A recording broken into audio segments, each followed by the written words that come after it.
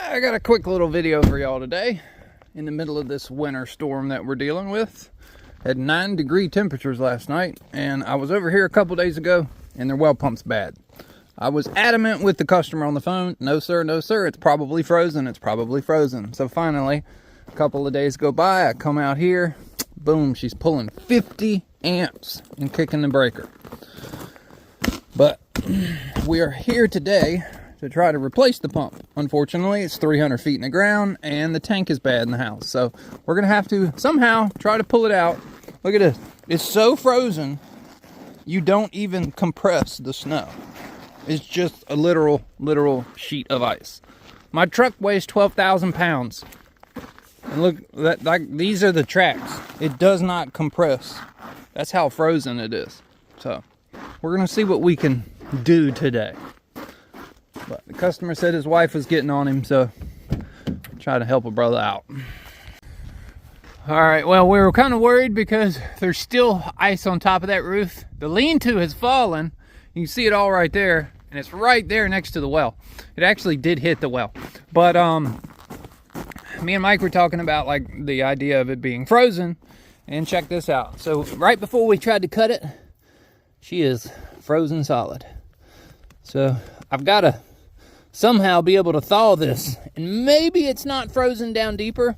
So later on, once we pull the pump out, I'll dig down to see if I can actually get it to be a non-frozen spot. But we're gonna go ahead and jerk this out. I don't have a camera mount. I didn't plan on filming, but we'll make a quick video of what we're doing. Well, our first attempt at pulling the pump out broke the casing. The cold weather snapped it right off. I had my wheels on there, these things, and it broke the casing. So what I'm going to do now is take the Sawzall. You can tell this is a coupling, so it'll be double thick. We went ahead and took the thimble off to where we can get a ratchet strap around it so it doesn't load up the casing. But it's not that heavy, it's just cold. Plastic doesn't like cold.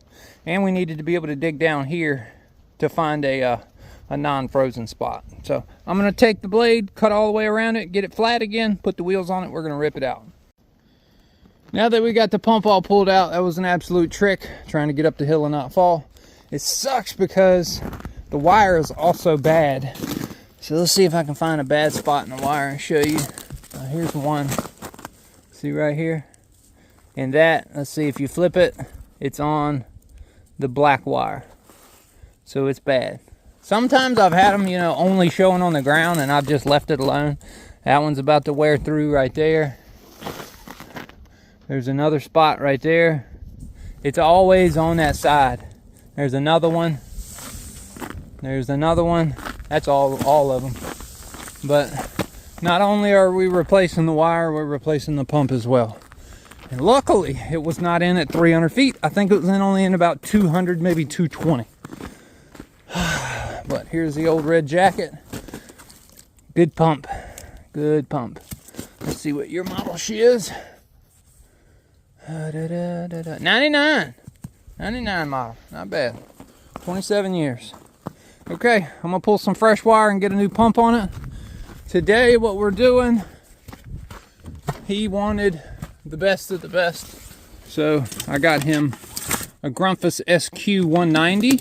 It's 10 gallon a minute pump with a 1 horsepower motor on the bottom of it. So he said he'd rather have something like that, so that's what we're doing. But yeah, it's cold. My phone doesn't like the cold weather. Actually, nothing likes the cold weather. And there you have it. We got the pump all put back in.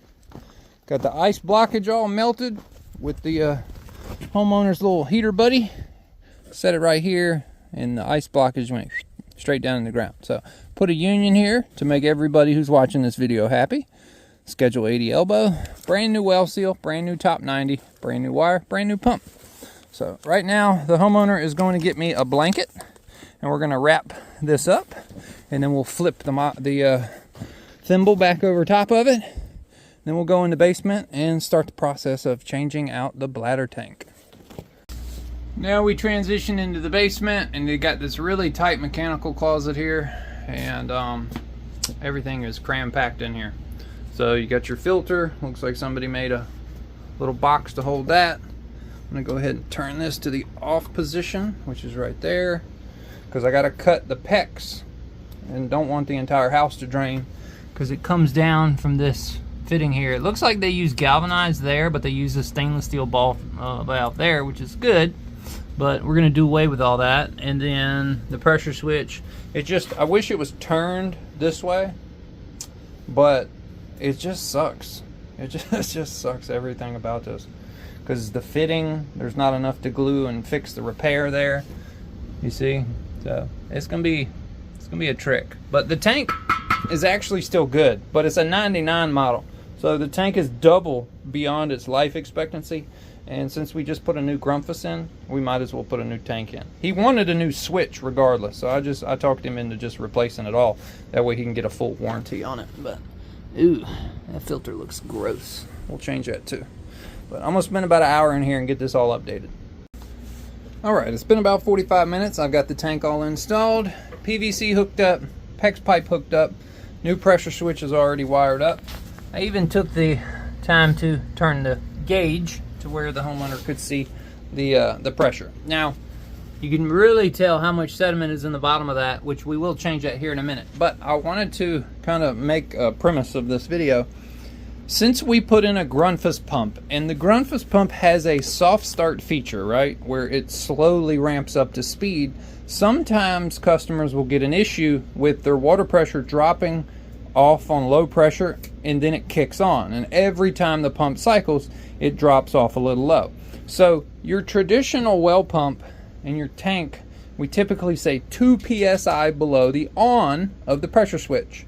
Since that turns on at 40, you'd want 38 psi in the tank. Well, because the Grundfos pump has a slower start, about a 3 or a 4 second delay before it ramps up, what I like to do is take the pressure from 38 down to 35. You need to check yours while the system has zero air pressure in it, or I mean zero water pressure in it. So make sure the system's off, all the water's drained, take you a air pressure gauge and check how much pressure's in it. I'm gonna set it at 35 psi with the Grundfos pump. So I'm gonna let out about 10 seconds worth of air, and that should get me right about 35 psi. So we've let out our air. Now let's check it. Boom, 35 psi. I know my stuff. I know how many seconds it takes to let air out. Now another thing you can do, I had one customer tell me, I let out air like you told me to. I've got it at 34 psi, and it did not 100% fix his hesitation issue, right?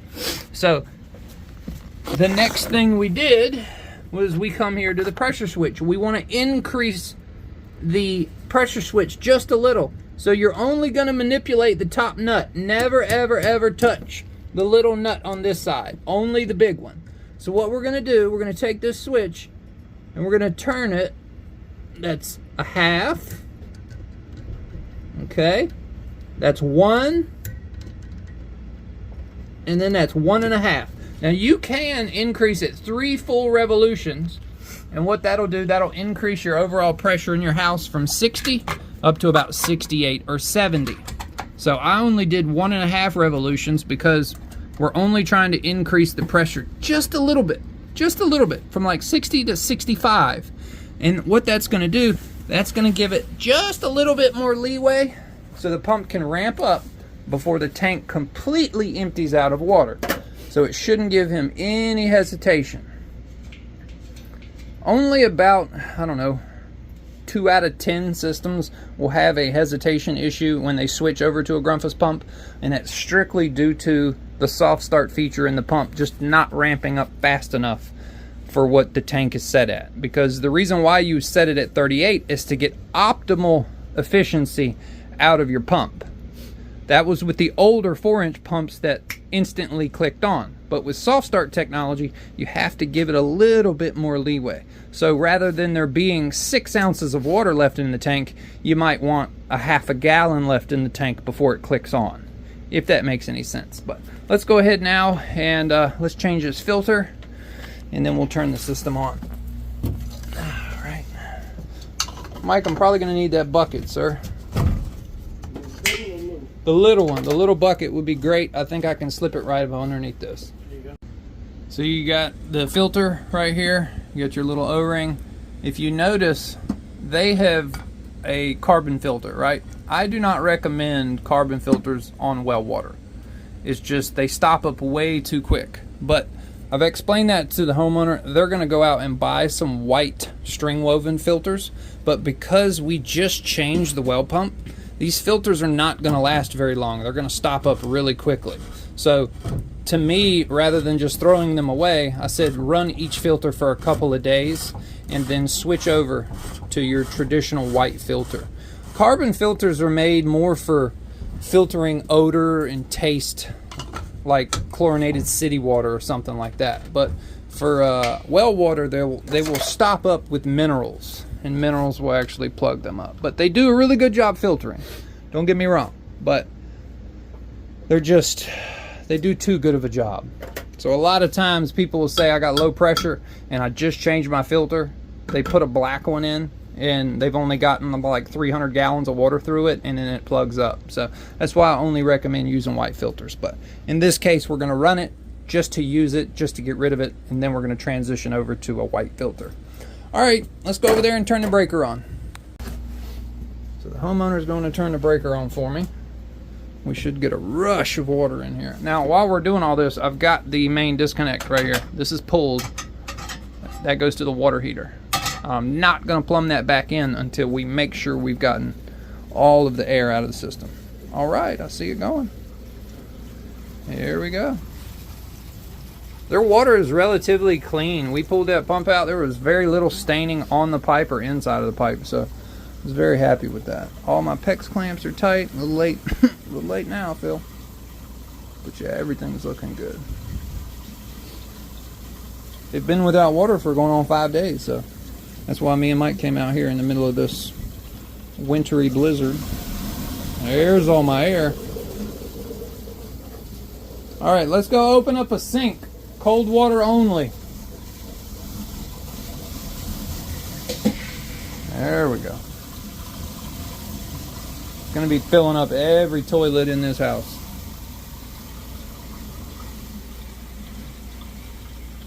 Nice. You know, to pull a well pump out and put it back in, you typically stir up a whole lot of sediment in the well. And it's very clear. It's a very clean well. All right. I'm kind of curious to see how much pressure it comes up to on the gauge. Let's see. Remember, we tightened the pressure switch down a little bit, so it should give us a little bit more pressure. I'm guessing 66.